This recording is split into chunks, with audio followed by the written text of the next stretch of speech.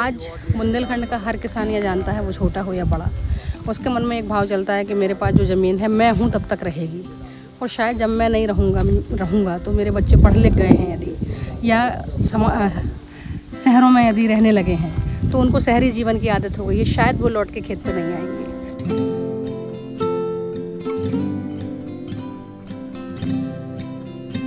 आज जब मैं अपने खेत में काम करती हूँ तो मैं अपने पिता के चेहरे पर संतोष और चमक देख पाती हूँ, इसलिए मुझे लगता है कि मुझे खेती करनी चाहिए।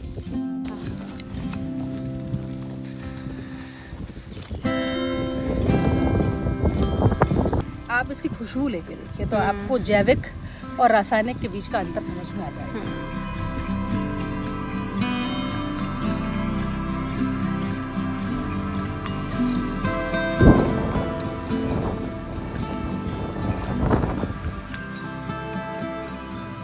किसानों के बैठने के लिए देसी ही बना रखा, हम नहीं चाहते कि किसान को असहज महसूस हो, इसलिए मैं अपनी कोई भी जो ट्रेनिंग है वो पक्की इमारत के अंदर नहीं करती हूँ। ये मेरी ग्रामीण पाठशाला है और यहाँ मेरे साथी जो किसान आते हैं, हम सब यहीं बैठते हैं, यहीं बैठ के उनके साथ बात करती हूँ। मैं कोशिश करती हूँ कि उनको लगे कि हम किसान की बात, किसान के खेत पर, किसान के साथ।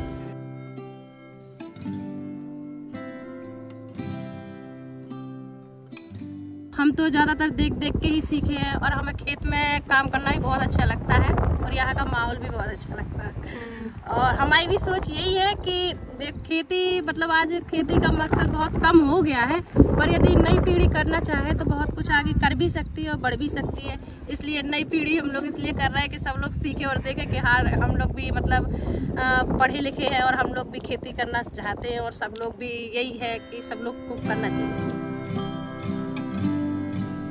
हम ये चाहते हैं कि हमारा जो बच्चा है वो उसी ठसक के साथ किसानी करे जैसे बिजनेसमैन वाला अपना बिजनेस करता है, नौकरी वाला अपनी नौकरी करता है, क्योंकि खेती उसके लिए ऑप्शन ना हो, खेती उसका परफेक्शन हो।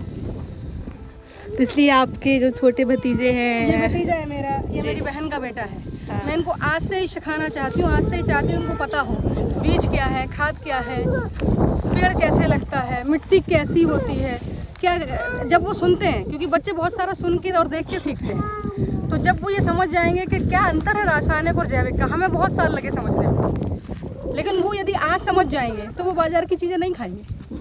उनको पता होगा कि बाज़ार वाली लौकी इंजेक्शन लगा के तैयार कर दी जाती है, इसलिए हमको ये नहीं खाना, हमको देसी खाना। उनको वो मैगी और पास्ता खाएंगे कभी, लेकिन ये नहीं होगा कि मैगी और पास्ता ही चाहिए।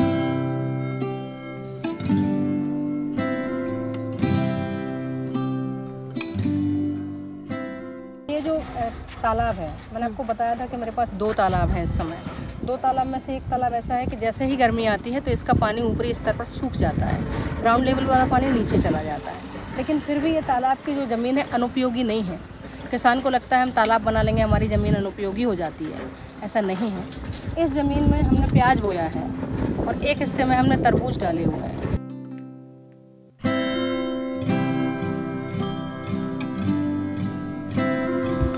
गाजर का बीज है, बाद में हम इससे जो बीज है निकाल लेंगे। बीज निकालने के बाद हम इसको खेत में बखर देंगे। बखरने के कारण क्या होगा कि ये जो हरा है चारा, ये खेत में ही मिल जाएगा, इससे मिट्टी का उपजाऊपन बढ़ जाएगा।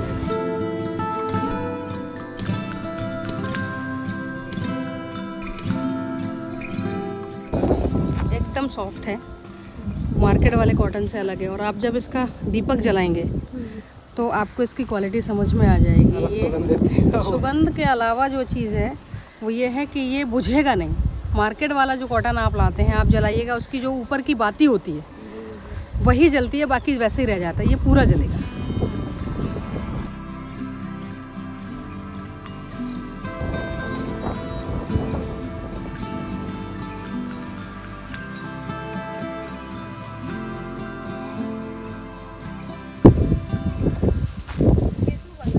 केंचुए वाला खाद जिसकी आप बात करते हैं, ये देखिए, ये ना ये एकदम चाय पत्ती जैसा खाद हो जाता है। फिर आप इसको पौधों में, खेत में किसी भी तरीके से डाल सकते हैं। तो केंचुआ चूँकि किसान का मित्र है, लेकिन समय के साथ और उत्पादन के लालच में धीरे धीरे किसान ने केंचुए को ख़त्म कर दिया। रासायनिक खाद डालने से केंचुआ मर गया। लेकिन चूँकि यदि आपको खेत को वापस उसी फॉर्म में चाहिए, खेत की सारी चीज़ें आपको चाहिए, तो वो तो खेत से ही आएंगी। कम समय में बन जाती है। तो इसको फिर आप खेत में डाल सकते हैं। तो ये जो पचा हुआ खाद है ये खेत के लिए बहुत ही अच्छा होता है। और इसका फ़ायदा गोबर गैस का एक ये है और एक और भी है। एक तो इससे हमें गोबर की स्लरी मिल जाती है, पशुओं का मल और मूत्र दोनों इकट्ठा हो जाता है। जैसे आप उस तरफ जाएंगे तो ये देखिए इस तरीके से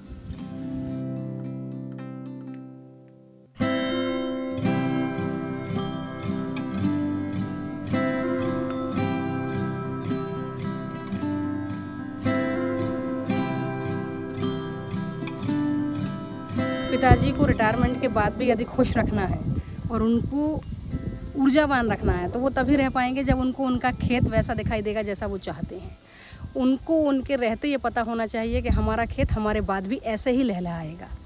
उनको ये भरोसा दिलाने के लिए उनकी आंखों, जब मैं आज उनकी आंखों की तरफ देखती हूँ तो मुझे मेरी संतुष्टि ये है कि मेरे पिता मुस्कुरा रहे हैं। तो मैंने जो कुछ भी यहाँ खड़ा किया है ये सिर्फ अपने माता पिता के चेहरे की मुस्कान के लिए खड़ा किया है, ताकि उन्हें हमेशा ये रहे कि हमारे बच्चे हमारे जाने के बाद भी हमारे खेतों को ऐसे ही सहेज के रखेंगे। मिट्टी के टुकड़े की कीमत हमें पता है।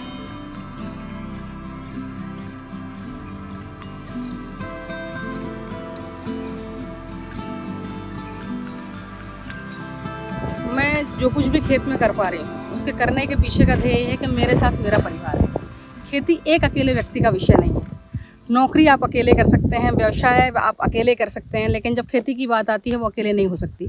खेती सामूहिक होने वाला काम है। तो मेरी खेती इसलिए मजबूत हो पाती है कि मेरे पास बहुत मजबूत हाथ हैं। ये मेरी भाभी है, इनका नाम है रोशनी त्रिपाठी और ये पेशे से एम फार्मा किसान है। ऐसा कहूँ क्योंकि इनके पति भी एम फार्मा है, ये भी एम फार्मा है। शहर में जाकर के मेडिकल संभालती है और जब खेती का काम होता है तो खेती संभालती है। ये हमारी बहन है और ये इनका नाम है सृष्टि द्विवेदी। तो हमारे यहाँ पे व्यवस्था ये है कि जब भी हमको इनकी ज़रूरत महसूस होती है तो हम इनको भी बुला लेते हैं कि भाई इनकी भी शादी हो चुकी है, ये इनका बेटा है और ये इनका बेटा और इनकी बेटी है। तो भाई सब लोग आओ, सब लोग खेती को एक्सपीरियंस करो। और क्योंकि ये हमेशा रहने वाला काम है, शाश्वत है। खेती शाश्वत है, पहले भी थी अभी भी है।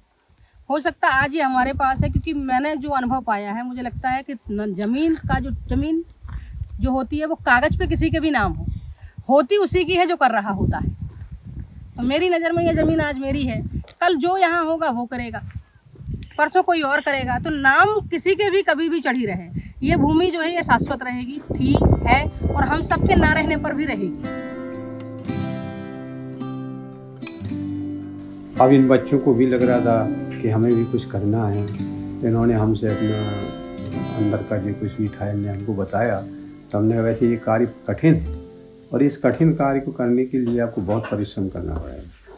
तो ये लोग बोले हम करने को तैयार हैं। तो हमने कहा चलो भाई फील्ड तैयार है, आप करिए। तो ये निधि अपना काम शुरू किए।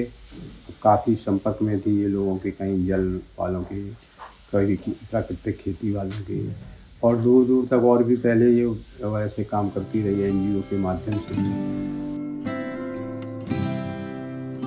परिस्थिति ऐसी है, एक कमरा बना हुआ है, लैट्रिन बाथरूम बना हुआ है, खेत है, खालिस खेत में रहते हैं। यदि तुम्हें लगे कि तुम उन परिस्थितियों में रह सकती हो तो आ जाओ। बोली दीदी हमको रिसर्च करना है और हमसे कहा गया है कि हम यदि वहाँ रहेंगे तो हम सही तरीके से कर पाएंगे, किसानों से मिल पाएंगे